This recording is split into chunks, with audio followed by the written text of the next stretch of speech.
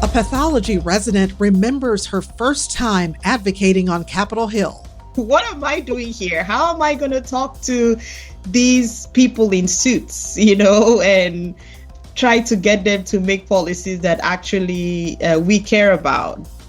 Hear why she's now encouraging other residents to go to the Hill next month to speak up for the specialty. That story and more up next.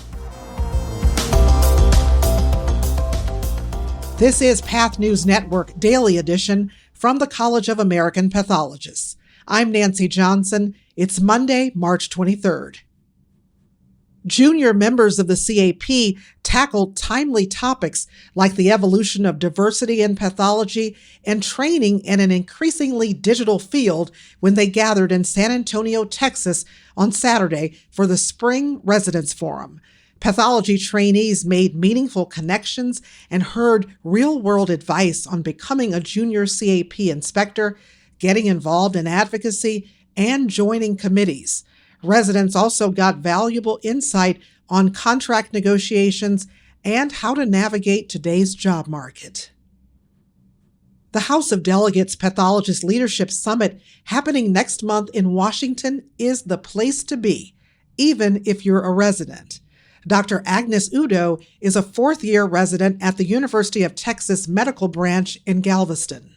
You might be on a very difficult rotation, but I think about it as this is your future. What is the point of what you're doing now if you have policies that are going to impact the way you practice in the future? When Dr. Udo received the CAP's Resident Advocacy Development Award last year, she got the chance to travel to D.C. for Hill Day and advocate for the issues she cared about.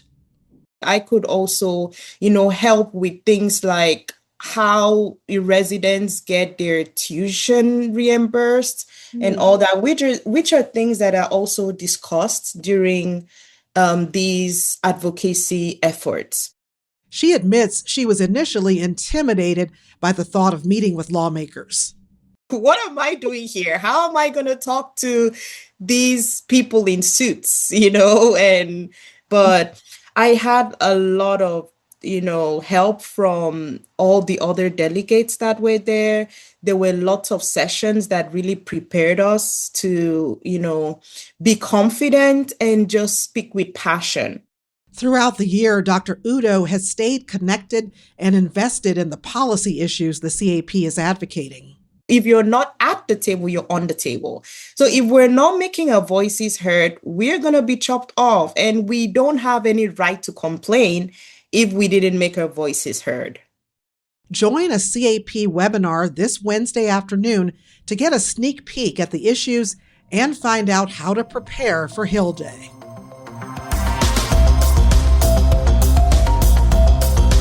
The CAP Foundation is offering an Informatics Travel Award to help pathology residents build skills in one of the field's fastest growing areas. The award provides up to $1,200 to cover travel and hotel costs for the CAP annual meeting this October in Las Vegas. It's designed to give residents real-world exposure to how informatics improves lab operations and patient care. Applications are due April 7th, and recipients are expected to focus their experience on informatics sessions.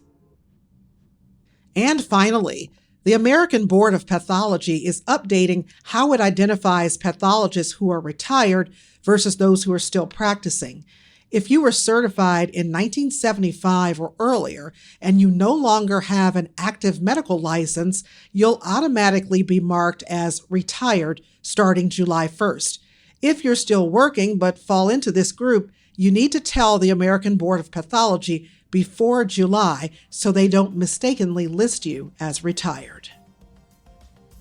That's all for today. Be sure to check the show notes for more information on today's stories.